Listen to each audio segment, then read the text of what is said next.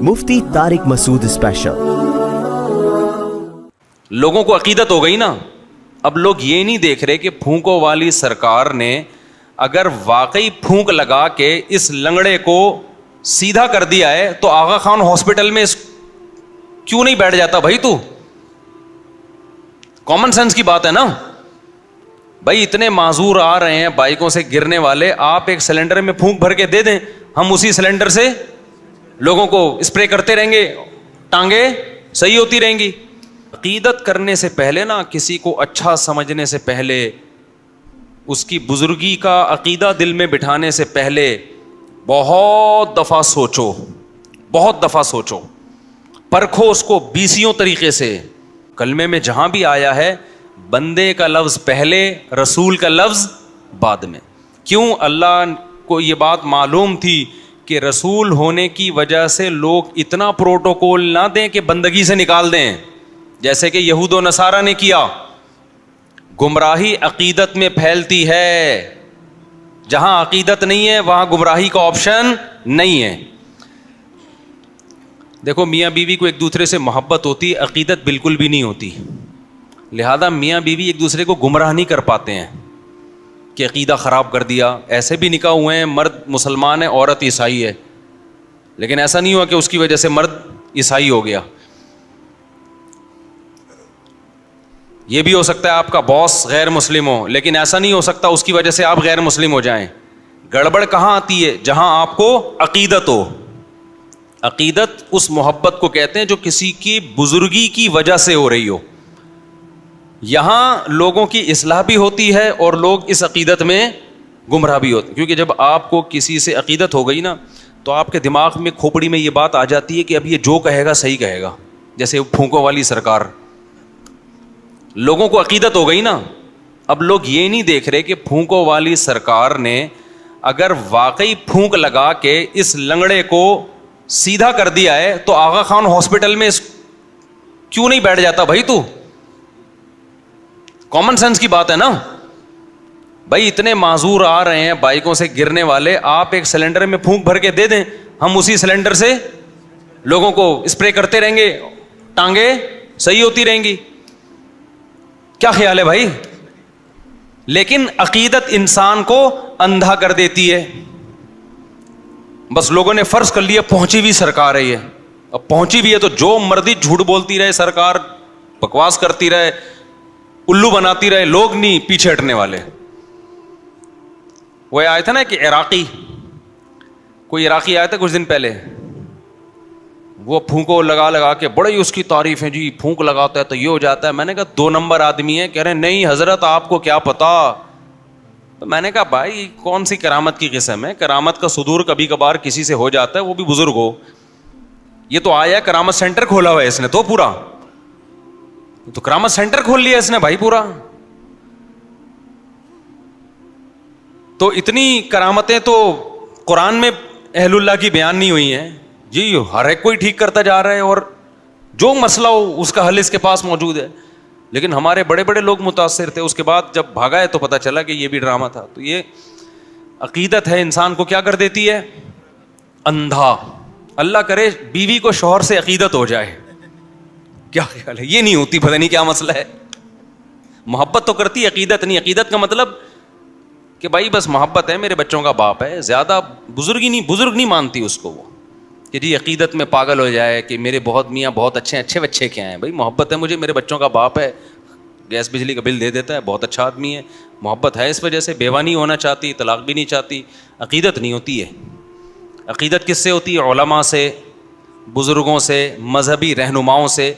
अब जिससे अकीदत हो गई वो अगर ठीक है तो आप उससे अकीदत की वजह से ठीक हो जाओगे, और जिससे अकीदत हुई है वो अगर 2 नंबर है तो आप उससे अकीदत की वजह से गुमराह हो जाओगे। इसलिए अकीदत बहुत, मोहब्बत कर लो जिससे चाहो, इतना भी नहीं है कि जिससे चाहो करो, लेकिन उसमें वो इतनी खतरनाक चीज नहीं है। अकीदत करने से पहले ना, किसी को अच्छा समझने से पहले, उसकी बुजुर्गी का अकीदा दिल में बिठाने से पहले बहुत दफा सोचो, बहुत दफा सोचो, परखो उसको बीसियों तरीके से।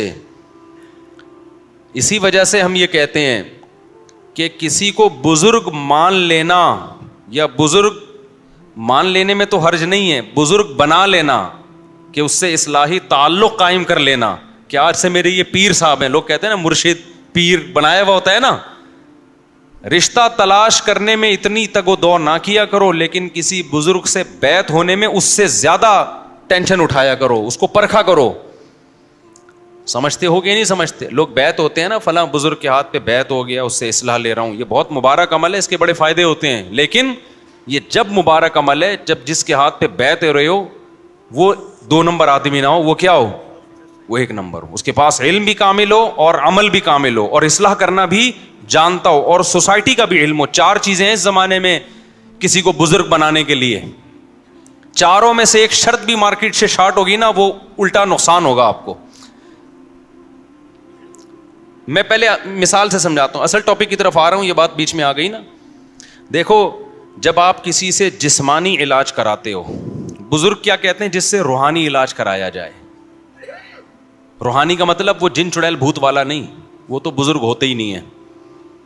اس کے لیے شرط ہے کہ بزرگ نہ ہو تو ہوگا وہ. روحانی کا مطلب یہ ہے کہ دل سے دنیا کی محبت نکل جائے, نیک اعمال کا شوق پیدا ہو جائے, گناہوں سے نفرت ہو جائے. کبھی گناہ اگر خدا نخواستہ ہو جائے تو توبہ کے بغیر سکون نہ ملے, صدقات و خیرات کا جذبہ پیدا ہو جائے, دولت کی محبت نکل جائے, شہرت کی محبت نکل جائے, دنیا کو مسافر خانہ سمجھنا شروع کر دے, جنت کی لالچ پیدا ہو جائے, جہنم کا خوف پیدا ہو جائے, سستی کاہلی جو عمل میں ہو رہی ہے وہ سستی چستی میں تبدیل ہو جائے. اس عمل کو روحانی علاج اور اصلاح کہا جاتا ہے شریعت کی روشنی میں. انسان کی زندگی کے 2 پہلو ہیں, ایک جسمانی اور ایک روحانی. جسمانی ڈاکٹر کہلاتے ہیں, روحانی ڈاکٹر بزرگ کہلاتے ہیں. سمجھ میں آ رہی ہے بات کہ نہیں آ رہی ہے؟ صحابہ کرام جسمانی علاج حکیم اور طبیب سے کرواتے تھے, روحانی علاج کے لیے اللہ نے کس کو بھیجا؟ محمد صلی اللہ علیہ وسلم کو. کیا مطلب؟ یزکیہم, نبی کا کام ہے ان کا تزکیہ کرنا, ان کو گناہوں سے پاک کرنا, توبہ کروانا ان سے, عقیدہ بھی پاک ہو جائے اور عمل بھی پاک ہو جائے. تو یہ روحانی. تو نبی کے بعد صحابہ روحانی معالج تھے, تابعین کے بعد تابعین تبع تابعین کے لیے. یہ سلسلہ سینہ بسینہ آج تک چلا آ رہا ہے. یہ جو 4 سلسلے ہیں نا, نقش بندی, قادری, سہراوردی اور چشتی, یہ 4 سلسلے اسی کی کڑی ہیں ایک, کہ باقاعدہ پھر اہل اللہ نے, اللہ والوں نے اس کو باقاعدہ ایک مرتب کیا, اس کو ایک نظام بنایا. جیسے فقہ پہلے بکھرا ہوا تھا نا, فقی مسائل, لیکن اس بکھرے ہوئے کام کو فقہا نے سمیٹ کے 4 سلسلوں میں بند کر دیا. حنفی, مالکی, شافعی, حنبلی, 4 برحق ہیں. تو ایسے ہی جو اصلاح امت کا کام تھا نا, جس کو تصوف نام دیا جاتا ہے, یہ روحانی علاج کہا جاتا ہے, یہ بھی بکھرا ہوا تھا. تو یہ 4 سلسلوں میں کیا ہو گیا؟ بند ہو گیا. چشتی, قادری, سہراوردی اور نقش بندی, اس میں بڑے بڑے بزرگ گزرے ہیں. اب جیسے یہ جو 4 سلسلے حنفی, مالکی, شافعی, حنبلی, اس میں بڑے بڑے فقہا گزرے ہیں لیکن بدعتی بھی گزرے ہیں. تو ایسے ہی یہ 4 تصوف کے سلسلے میں بڑے بڑے اللہ والے گزرے, مگر 2 نمبر بھی گزرے ہیں. کیونکہ فوراً لوگ مثال دیتے ہیں وہ فلاں 2 نمبر تھا. بھائی 2 نمبر تو ہر طبقے میں ہوتے ہیں نا, اس کا یہ مطلب تھوڑی ہوتا کہ سلسلہ ہی غلط ہو گیا. تو پوری دنیا میں جہاں بھی آپ جائیں گے نا, جتنے بڑے بڑے اللہ والے گزرے ہیں, میجورٹی انہی 4 سلسلوں میں سے کسی میں سے تعلق نظر آئے گا آپ کو. یہ کس کے لیے؟ روحانی علاج. اب روحانی علاج کا مطلب سمجھ گئے؟ کیونکہ یہ عامل لوگ پھر کیش کراتے ہیں, دیکھو مفتی صاحب بھی روحانی علاج کے قائل ہیں, لہذا آئیے چڑیل ہم سے بھگوائیے. وہ روحانی علاج نہیں. اور قرآن میں جو اللہ نے فرمایا کہ یہ قرآن شفا ہے لوگوں کے لیے, تو اس سے بھی جسمانی شفا, یہ چڑیل والی شفا مراد نہیں ہے جو چڑیلیں بھاگیں گی. اس سے بھی کیا مراد ہے؟ روحانی شفا. انسان روحانی طور پہ بیمار ہوتا ہے, حسد یہ روحانی بیماری ہے. دوسرے کے پاس پیسہ آ رہا ہے, ٹینشن آپ کو ہو رہی ہے. ابے تو تیرے سے چھین تھوڑی رہے ہیں یا تو تیرا پیسہ اٹھا کے اس کو دے رہے ہوتے, تو تجھے کیا خیال ہے اس کا چینل مونیٹائز ہو گیا, ہمارا مونیٹائز نہیں ہوا, تو اس کے مونیٹائز ہونے کی وجہ سے تیرا ڈی مونیٹائز تھوڑی ہوا ہے بھائی. آج کل یہ بھی یوٹیوبر میں چل رہا ہے. ابے ہم نے 5 سال پہلے بنایا تھا, اس نے پچھلے سال بنایا ہے, اس نے وہ گالی بھی دے دیتا ہے, اس کے ویورز لاکھوں, اور ہم اتنی اچھی اچھی باتیں کر رہے ہیں, ہمارے کوئی ویورز ہی نہیں ہیں. یہ بھی چل رہا ہے مارکیٹ میں. ایک یوٹیوبر آیا میرے پاس, کہہ رہا میں اتنی محنت سے مفتی صاحب محنت کر کے ایک چیز بناتا ہوں اور بڑی تمیز سے چلتی نہیں ہے, اور آپ ایک لطیفہ چھوڑتے ہو ہٹ ہو جاتا ہے. کہہ رہا آپ ایک لطیفہ چھوڑتے ہو, تو میں نے کہا آپ بھی چھوڑ دو. وہ کہہ رہے ہیں وہ چھوڑتے ہیں وہ بھی نہیں ہٹ ہو رہا, اس سے اچھا لطیفہ چھوڑ رہے ہیں وہ نہیں چل رہا. سمجھ آ رہی؟ یعنی یوٹیوب کی دنیا میں اب یہ بھی کیا چل رہا ہے, ایک کمپٹیشن چل رہا ہے. تو یہ جسمانی بیماری ہے, روحانی بیماری ہے. آپ کا مونیٹائز نہیں ہو رہا, اس پہ افسوس ہونا سمجھ میں آتا, یہ نیچرل ہے. لیکن دوسرے کا کیوں ہو رہا ہے اس پہ ٹینشن لینا یہ نیچرل نہیں ہے, یہ حسد ہے. آگ میں جل رہے ہو, ساسوں نندوں میں اور جٹھانیوں میں جو کچھ ہو رہا ہوتا ہے نا, یہ نیچرل, یہ حسد ہے. تو یہ حسد کیا ہے؟ یہ روحانی بیماری ہے. جو صاف دل کے لوگ ہوتے ہیں وہ جیلس نہیں ہوتے, وہ کہتے ہیں اللہ نے تجھے پیسہ دیا, اللہ کرے تجھے اور مل جائے, خوش ہو کے دعائیں دیتے ہیں. اور حسد کا علاج بھی یہی ہے کہ جس سے حسد ہو رہا ہے نا اس کو اور دعائیں دینا شروع کر دو. دل تو جلے گا کمبخت, دل تو چاہ رہا ہے تو مرے. ہمارے پاس رکشا نہیں ہے, تیرے پاس گاڑی آ گئی, ہماری ایک نہیں ہو رہی, 4 کو لے کے گھوم رہا ہے. یہ کماروں کی حسد ہوتی ہے, حسد ہوتا ہے کماروں کو بھی. تو اس کا اصل حل کیا ہے کہ اور دعائیں دو. اس سے جو ہے تھوڑا سا دل پہ آرے چلتے ہیں, لیکن یہ حسد کے جذبات کیا ہو جاتے ہیں, ختم. جب آپ دعائیں دینا سیکھو گے تو پھر دل بڑا ہو جاتا ہے انسان. اور یہ بھی سوچا کرو کہ میرے جلنے سے سوائے میں اور کالا ہو جاؤں گا, اس سے کوئی فرق کچھ بھی نہیں ہوگا. جتنا جلے گا ٹینشن, چہرے کی رونق ختم. خوش آدمی کے چہرے پہ رونق ہوتی ہے, اور جو خوش نہیں رہتا وہ اندھیرے میں نظر ہی نہیں آتا, اتنا چہرہ بے رونق ہو جاتا ہے اس کا. اچھا میرے بھائی, تو یہ جو روحانی حل ہے, حسد ہے, بغض, خامخواہ کا کینہ, چھوٹی سی بات دل میں لے کے بیٹھ گئے. کچھ لوگ بڑے ظرف کے ہوتے ہیں, جھگڑا ہوا دل میں نفرت آئی, معافی تلافی ہوئی دل میں نفرت ختم. یہ اچھے لوگ ہوتے ہیں. کچھ ہوتے ہیں لے کے بیٹھ جاتے ہیں. اونٹ کا کینہ مشہور ہے نا, ہر جانور میں اچھی باتیں بھی ہوتی ہیں, کچھ بری خصلتیں بھی ہوتی ہیں. اونٹ میں بڑی اچھی اچھی خصلتیں ہیں, بہت محنتی ہے, لمبے لمبے سفر کرتا ہے, تھکتا نہیں ہے. ضربت بہتی ضرب القمار اما لہذا و اما لذا. مجھے متنبی کے شعر اس کی اونٹنی کی تعریف میں یاد آ جاتے ہیں. پھر متنبی, پہلے زمانے میں لوگ اونٹوں پہ بڑے لمبے لمبے صحراؤں کو طے کرتے تھے, اس صحرا میں جان جانے کا خطرہ ہوتا تھا. متنبی اپنی اونٹنی پہ نا لمبے لمبے سفر کیے اس نے, حجاز کی سرزمین سے عراق, مصر, دمشق, پتہ نہیں کہاں کہاں گیا ہے, بڑے بڑے لمبے لمبے ریگستان کراس کیے ہیں. تو اپنی اونٹنی کی پھر تعریفیں کرتا ہے, کیونکہ اونٹ جو ہے نا وہ چلنا شروع کرتا ہے ایک خاص رفتار کے ساتھ, اور چلتا چلا جائے گا, چلتا چلا جائے گا, چلتا چلا جائے گا, نہ کھائے گا نہ پیے گا. وہ لمبے لمبے صحرا, پھر صحرائی طوفانوں کو بھی برداشت کرتا ہے وہ. اس کی اللہ نے آنکھوں کی ڈیزائننگ ایسی کی ہے کہ ریت اس میں پھنستی نہیں ہے. اور کیسے سنجیدگی کے ساتھ, بردباری کے ساتھ چلتا. ایک دن بھی مالک سے نہیں کہے گا بس کر یار کوئی اور کام لگا دے میرے لیے, ہے بھائی. الا کل ماشیۃ الخیزلا فدا کل ماشیۃ الحیدبا. ہو سکتا ہے پروننسیشن میں کچھ غلطی کر رہا ہوں میں, کیونکہ بہت پرانا شعر ہے, ابھی پورے الفاظ یاد نہیں مجھے. متنبی کہتا ہے جتنی بھی حسین لیلائیں ہیں نا وہ میری اونٹنی پہ فدا ہو جائیں, میری اونٹنی ان سے اچھی ہے. یعنی لوگ عورتوں پہ عاشق ہوتے ہیں, کہہ رہے ہیں میں کس پہ عاشق ہوں, اپنی اونٹنی پہ, کیونکہ اس نے مجھے جو کامیابی دلائی ہے وہ انسانوں نے مجھے وہ کامیابی نہیں دلائی. تو اسی پہ وہ ایک شعر بس کر کے اصل ٹاپک کی طرف آتا ہوں. اس شعر کے بھی تو کیا کریں, اتنا زبردست شعر آ گیا نا دماغ میں. بلکہ کہتا ہے کہ میں نے ایسے ایسے سفر کیے, ضربت بہتیہ ضرب القمار, جیسے جوا کھیلا جاتا ہے نا تو میں نے اونٹنی پہ بیٹھ کے وادی تیہ کو کراس کیا ہے. اور یہ وادی تیہ اتنا طویل میدان ہے کہ یہ جوا ہے, یا آر یا پار. میں نے اس پہ بیٹھ کے یہ جوا کھیلا ہے اور اس نے مجھے وہ جوا جتایا ہے. اما لہذا و اما لذا, یا تو موت یا کامیابی. تو پھر کہتا ہے کہ میں چلتے چلتے چلتے چلتے رہا اس ریگستان میں, ہم جب تھک گئے تو پھر میں نے اونٹنی سے پوچھا, وہ پہلا شعر نہیں یاد آ رہا مجھے, جب پوچھے ہوئے بھی ٹائم ہو گیا نا اس کو کافی. فقلنا لها أين أرض العراق, یاد آ گیا. فقلنا لها أين أرض العراق فقالت ونحن بتربانها. میں نے ان سے پوچھا بتا بھائی عراق کتنا دور ہے؟ اس نے کہا میرے قدم عراق کی مٹی کو چھو رہے ہیں, بس پہنچ گئے ہم, اگلا اسٹیشن ہمارا کیا ہے؟ عراق. تو یہ اونٹ پہ بات کہاں سے آ گئی؟ ہاں تو اونٹ کتنی قربانیاں دیتا ہے اور کیا کیا اس میں خاصیتیں ہیں, لیکن ایک عیب ہے اس میں, اگر دشمنی پہ آ جائے نا بھولتا نہیں ہے, بھولتا نہیں ہے. آپ اونٹوں کی لڑائی دیکھ لیں. ہم جب اونٹ خریدنے گئے نا تو 2 اونٹوں کو بندے کھیل کھیل میں لڑوا رہے ہیں. میں نے کہا بیٹا ان کو اگر لڑوا دیا نا قیامت آ جائے گی, یہ لڑائی چھوڑیں گے نہیں. وہ پھر کہیں بھی دیکھ لیتا ہے نا اس اونٹ کو کہ اس نے مجھ سے پھڈا کیا تھا, ادھر ہی بھاگے گا, پھر وہ ختم نہیں کرتا. اسی طرح کسی انسان سے اونٹ کو بغض ہو جائے اس کا پیچھا نہیں چھوڑتا.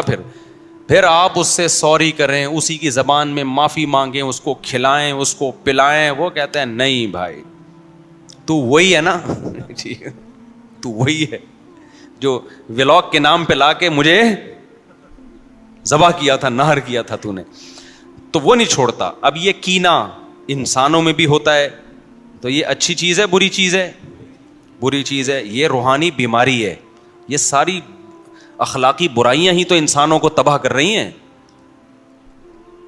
کینہ ہے, دنیا کی محبت ہے, مسافر خانہ نہیں سمجھ رہے دنیا کو. زندگی 4 دن کی ہے اور دل کہاں اٹکا ہوا ہے؟ 1000 گز کے بنگلوں میں.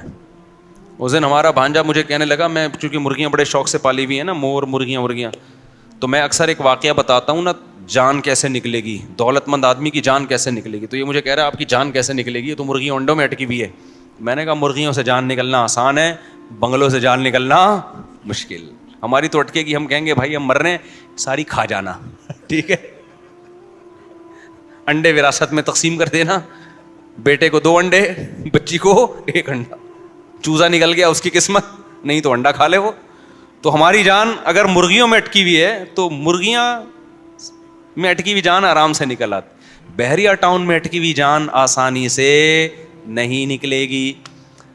جو بڑے بڑے اپارٹمنٹ ہیں ان میں اٹکی ہوئی جان آسانی سے نہیں نکلے گی. ایک بلڈر کی ڈیتھ ہوئی نا کچھ وقت پہلے, اتنا بڑا بلڈر تھا, اتنے اپارٹمنٹ اس کے پروجیکٹ پہ, کروڑوں کے پروجیکٹ پہ کام چل رہا تھا. اب آپ بتاؤ جب موت کا فرشتہ آیا ہوا گا چلو تو نکلے گی جان آرام سے؟ کہا گا بھائی اتنا سریا میں نے اس لیے تھوڑی ڈالا ہے کہ ابھی میں نے جانا تھا, اتنا سریا یار یہ کوئی بات ہے, ابھی لے کے جا رہا ہے مجھے.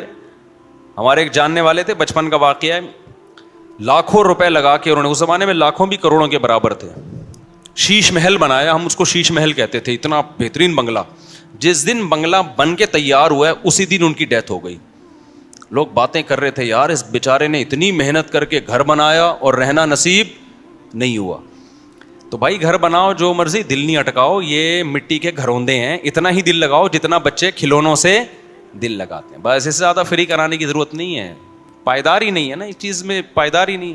آپ جب مال دکان سے خریدتے ہو بولتے ہو پائیدار ہے یا نہیں ہے. چپل خریدتے ہو کیا بولتے ہو, پائیدار ہے یا نہیں ہے. بعض چپلیں بڑی خوبصورت ہیں, پائیدار نہیں ہیں, صرف عید کے دن پہنی شام کو ٹوٹ گئی وہ. اور بعض کمپنیاں ہوتی ہیں ان کی چپلیں کیا ہوتی ہیں, پائیدار. آپ کے بچوں کی وراثت میں چپلیں تقسیم ہو رہی ہوتی ہیں, ایسی پائیدار ہوتی ہیں. تو جب ایک چیز غیر پائیدار ہو اور ایک پائیدار ہو تو کس کو فوکس کرو گے؟ جو پائیدار چیز ہوتی ہے اس کو فوکس کیا جاتا ہے نا. تو خیر ہم دوبارہ اپنے اصل ٹاپک کی طرف آتے ہیں. کیا بات چل رہی تھی؟ کینہ, بغض. تو ان سب چیزوں جو روحانی چیزیں ہیں نا, جو بیماریاں, ان کے علاج کے لیے کون ہوتے ہیں؟ بزرگ. سمجھتے ہو؟ جسمانی علاج کے لیے ڈاکٹر, روحانی علاج کے لیے علماء, صلحاء, بزرگ. سمجھتے ہو؟ یہاں تک بات کلیئر ہو گئی. اب مجھے ایک بات بتاؤ, جسمانی علاج کے لیے جب آپ ڈاکٹر کا انتخاب کرتے ہو تو اس میں 4 شرطوں کا ہونا ضروری ہے. نمبر 1, ڈاکٹر ہو. ایسا نہیں ہے کہ آپ گردے کا علاج کسی مکینک سے کراؤ گے. کیا خیال ہے؟ پہلی بات کیا ہوگی؟ ڈاکٹر. نمبر 2, صرف ڈاکٹر ہونا کافی نہیں ہے, ایکسپیرینس بھی ہو. پہلے بہت سے لوگوں کو قبرستان پہنچا چکنے کا ایکسپیرینس ہو. ایسا نہ ہو آپ کو بھی تجربے کی بھیٹ چڑھا دے. بہت سے لوگ مار چکا ہو, اس کے بعد کہے گا یار یہ دوا سے بندہ مرتا بھی ہے. تجربہ کسی اور پہ کر چکا ہو پہلے. وہ سمجھتے ہو کہ نہیں سمجھتے ہو, وہ الگ بات ہے. ڈاکٹروں کا سیٹ اپ ایسا ہے کہ تجربہ کی بھینٹ نہیں چڑھنے دیتے, بلکہ سینئر ڈاکٹر کی رہنمائی میں کر رہے ہوتے ہیں کہ میں تجربے کر چکا ہوں تو بس آگے چلا, اب اس کو کوشش کر بچانے کی. تو دوسری چیز کیا ہے کہ وہ اپنی فیلڈ میں کیا ہو, بولو, تجربے کار بھی ہو. تیسری شرط یہ ہے کہ وہ آپ کا خیر خواہ بھی ہو, لالچی نہ ہو, خیر خواہ بھی ہو آپ کا. ورنہ اگر خیر خواہ نہیں ہوگا تو دیانتداری سے علاج نہیں کرے گا, ایسی ٹیسٹ لکھ کے دے دے گا جس کی آپ کو ضرورت نہیں ہے, صرف لیب والوں سے کھانچے کھولے ہوئے ہوگا وہ اس چکر میں. یہ 3 شرطیں ہیں, لیکن روحانی علاج والے کے لیے 4 شرطیں ہیں. اب جب کسی بزرگ سے آپ بیعت ہونا چاہتے ہو, پہلی شرط عالم ہو, علم اس کے پاس ہو. سمجھتے ہو کہ نہیں سمجھتے؟ علم میں کمال ہو, جاہلوں کو اپنا سردار نہیں بنایا جا سکتا. نمبر 2 ایکسپرٹ ہو, تجربے کار ہو. ایکسپرٹ کا مطلب تجربے کار ہو. اور یہ تجربہ آتا ہے جیسے سینئر ڈاکٹر جونیئر سے تجربے لیتا ہے نا, خود سے نئی دکان نہیں کھول لیتا وہ, بلکہ جونیئر کی رہنمائی میں. تو ایسے ہی جو ہمارے ہاں بزرگ سسٹم ہے, ان 4 سلسلوں میں نقشبندی, قادری, سہراوردی اور چشتی, ان میں جو بزرگ سسٹم ہے نا, ان میں بھی یہ ضروری ہے کہ جس سے آپ بیعت ہو رہے ہو وہ خود کسی بزرگ سے پہلے بیعت ہو, اس سے اصلاح لی بھی ہو, یہ ایکسپیرینس اس کے پاس ہو. تیسری شرط یہ, جلدی بس بات کو کمپلیٹ کر رہا ہوں میں. تیسری شرط یہ کہ وہ خیر خواہ ہو آپ کا. سمجھتے ہو کہ نہیں سمجھتے؟ اور اس میں چوتھی شرط یہ کہ اس میں تقویٰ بھی ہو, اللہ کا خوف بھی ہو. تو یہ جب تک 4 شرطیں نہیں پائی جاتی کسی بزرگ کو بزرگ نہیں بنایا جاتا. اور آج کل بہت کم لوگ ہیں جن میں یہ شرطیں پائی جاتی ہیں, اکثر تو کیا ہے ایسے ہی. اور 5ویں بھی شرط ایک علماء نے بیان کی ہے, وہ بھی آپ ایڈ کر لیں اس میں, وہ یہ کہ آپ کو اس سے فائدہ بھی ہو رہا ہو. دیکھو ڈاکٹر سے آپ کو مناسبت ہو یا نہ ہو پھر بھی فائدہ ہوگا. آپ کو ڈاکٹر اچھا نہیں لگتا, بالکل بھی پسند نہیں ہے, غیر مسلم ڈاکٹر ہے یا کچھ بھی ہے, آپ کے فرقے کا نہیں ہے یا کچھ بھی ہے, لیکن گردے کا اس سے کوئی تعلق ہے, آپ جاؤ گے وہ پتھری نکال دے گا. لیکن جب کسی سے روحانی علاج کیا جاتا ہے نا, جو روحانی وہ والا جو میں جس کو روحانی کہتا ہوں, اس میں یہ ضروری ہے کہ آپ کو اس سے مناسبت بھی ہو, آپ اس کے پاس بیٹھ رہے ہو تو آپ کو فائدہ ہو رہا ہو. کیونکہ بعض دفعہ کسی میں یہ ساری شرطیں پائی جاتی ہیں لیکن آپ کو اپیل ہی نہیں کرتا وہ, سمجھتے ہو؟ تو ایسے شخص سے پھر آپ کو فائدہ نہیں ہوگا, بلکہ بعض دفعہ تو الٹا نقصان ہونا شروع ہو جاتا ہے. حالانکہ اس بزرگ میں کوئی فالٹ نہیں ہوتا, لیکن آپ کو چونکہ مناسبت نہیں ہے لہذا آپ کو فائدے کے بجائے نقصان. اس کی میں ایک مثال دیتا ہوں.